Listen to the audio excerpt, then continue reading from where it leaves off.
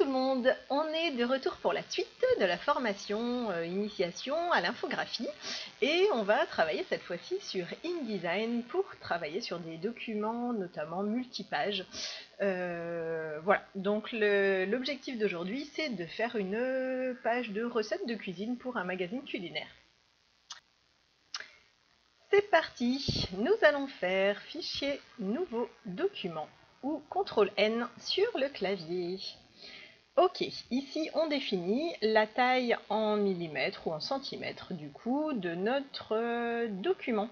Donc là je vais changer un petit peu du 21-29-7 classique et on va prendre une taille un peu différente pour vous montrer qu'on n'est pas obligé de travailler forcément à 4. On peut travailler bien sûr avec des tailles personnalisées. Je vais prendre un 25 par 32. On a cette option ici qui nous permet de dire est-ce que nos pages de notre magazine vont être côte à côte ou non. Si vous décochez, du coup, vous aurez les pages les unes en dessous des autres. Je vous conseille pour un magazine de les mettre en vis-à-vis. Ça permettra notamment d'avoir des images au milieu, à la fois sur la page de gauche et la page de droite. Ok, nous avons ici la gouttière, c'est ce qui nous permet de nous donner en fait une marge entre nos différentes colonnes. D'accord, je vais laisser pour le moment une colonne avec la gouttière par défaut. Et ici, vous avez du coup les marges de votre document. Marge haut, en bas, le petit fond et le grand fond. Et vous pouvez ici uniformiser les paramètres, c'est-à-dire faire en sorte que tout soit à la même marge. Je laisse aussi la marge par défaut, on n'y touche pas. Fond perdu, ça c'est important, si vous travaillez sur de l'impression et que vous envoyez du coup votre magazine à l'impression, votre imprimeur va vous demander en fait du fond perdu, soit 3 mm, soit 5, ça c'est les plus standards on va dire. Je vais laisser ici 0,3 cm.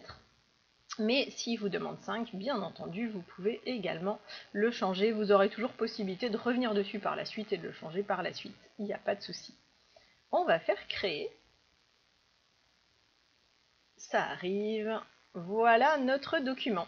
Donc vous voyez, le document est bien entendu en blanc. J'ai mes espaces, voilà, la partie dans laquelle travailler, je vais travailler dans la partie violette. Je peux dépasser bien entendu pour les images. Mais du coup, ça c'est ma marge de sécurité, on va dire, et je vous déconseille du coup de mettre du texte dans cette partie-là pour voilà, que ça soit trop proche du bord, tout simplement. Vous avez autour aussi votre zone avec le fond perdu. Ça veut dire que quand je vais mettre une image, je vais bien l'amener jusqu'au fond perdu pour qu'au moment de l'impression, quand le document va être coupé, on ait bien un petit peu de fond perdu pour notre image et qu'il ne nous laisse pas une petite trame blanche sur les côtés et que notre image soit bien vraiment jusqu'au bord du document. Ok, et ben voilà pour la création du document. On va regarder un petit peu maintenant nos éléments. Alors là j'ai des fenêtres que je vais ranger un peu. On va regarder la fenêtre des pages. Vous l'avez sous F12. Donc cette fenêtre des pages ici, ça vous permet de rajouter des nouvelles pages. Pour l'instant j'ai juste la première page. Vous pouvez en ajouter. Là j'ai ajouté deuxième page, donc qui est une page de gauche. Troisième page, une page à droite. Et ainsi de suite. Donc il n'y a que la première page bien sûr qui est toute seule. Et ensuite il va comme ça pouvoir m'ajouter différentes pages. Vous voyez aussi que nous avons la notion de gabarit. On y reviendra juste un petit peu plus tard. Je ne vais pas insister dessus pour le moment. Ça fera l'objet d'un autre chapitre.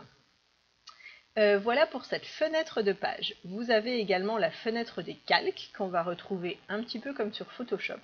On l'utilise moins souvent que sur Photoshop, vous verrez, mais du coup, sachez qu'elle est là et ça vous permet notamment de travailler sur l'agencement des éléments pour les mettre plus ou moins en avant ou en fond en fonction de ça. Ça permet aussi de verrouiller les différents éléments ou de les masquer du coup quand on va travailler avec nos éléments.